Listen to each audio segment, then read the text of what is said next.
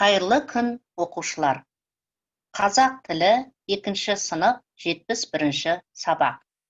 Сабақтың тақырыбы спорт жарысына қатысамын, сөз құрамы, түбір мен қосымша. Бүгін сабақта сен тірек сөздерді қатыстыра отырып, берілген тақырып бойынша әңгіме құрайсың. Мұғалімнің көмегімен мәтіннің тақырыбы мен негізгі ойды анықтайсың. Мұғалімнің көмегімен түбір мен қосымшаны ажыратасың.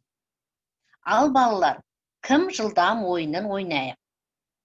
Сөз және оның мағынасы нешеге бөлінеді? Дұрыс балалар, 3-ке бөлінеді. Антоним, амоним, синоним. Ал енді балалар, осы антоним, синоним, амонимнің ережелерін еске түсірейік. Тілімізде мағынасы қарама-қарсы сөздерді антоним сөздер дейміз.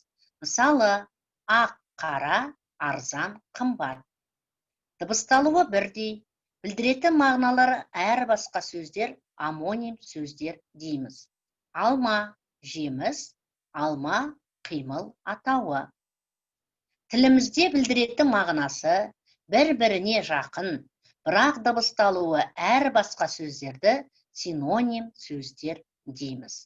Мысалы, әдемі, көрікті, алыс, жақын. Жарайсыңдар балалар. Олай болса, оқулықтағы 32-ші жаттығуға назар аударайық. Кестедегі сөздерді оқы. Шаңғышы, апталық, күні, балуандар. Енді осы сөздерді балалар түбірі мен қосымшасын тауып көрейік. Шаңғышы, түбірі шаңғы, қосымшасы шы. Апталық, түбірі апта, қосымшасы лық. Күні, түбірі күн, қосымшасы ә. Палуандар, түбірі палуан, қосымшасы дар. Ал балалар, не байқадыңдар? Я, бұл жерде бірыңғай түбір сөздер: шаңғы, апта, күн, палуан. Енді балалар, ойланып көрейік.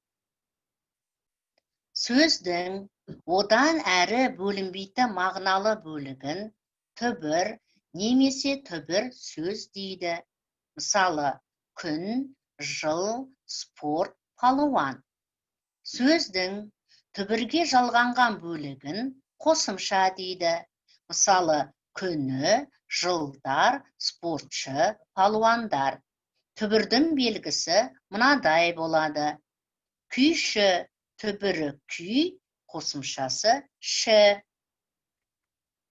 Ал балалар, оқулықтағы 34-ші жаттығуға назар аударайық. Өлеңді көшіріп жаз. Зуылдайды зырқырап, маңдайдан тер бұрқырап, шаңғым асар шаршамай, бір қыраттан бір қырат. Ал енді балалар, өлеңдегі қарамен берілген сөздердің түбірі мен қосымшасын ажырат. Өзіңді тексер. Сөздер қарамен жазылған: маңдайдан, шаңғым, қыраттан. Маңдайдан, түбірі маңдай, қосымшасы дан. Шаңғым, түбірі шаңғы, қосымшасы мы. Қыраттан, түбірі қырат, қосымшасы тан. Бәрекелді, балалар. Ал енді мен спортты ұнатамын ойынын ойнап көрейік. Ол үшін 36-шы жаттығуды орындауымыз қажет. Жұмбақты оқып, шешуін тап. Кімнің ұшқыр ойы, сайысатын кімдер айт. Мұзда 3 кезең бойы. Жұмбақтың шешуін тап. Енді балалар, шаңғы, спорт, футбол, бокс түбір сөздерге қосымша жалғау арқылы жаңа сөз шығару керек. Өзіңді тексер. Кімнің ұшқыр ойы, сайысатын кімдер айт. Мұзда 3 кезең бойы. Иә балалар, хоккейші. Бұл жерде түбірі хоккей, ші қосымшасы. Жақсы. Ал енді балалар, жаңа сендерге түбір сөз берілген. Осы түбір сөзден жаңа сөздер шығарайық.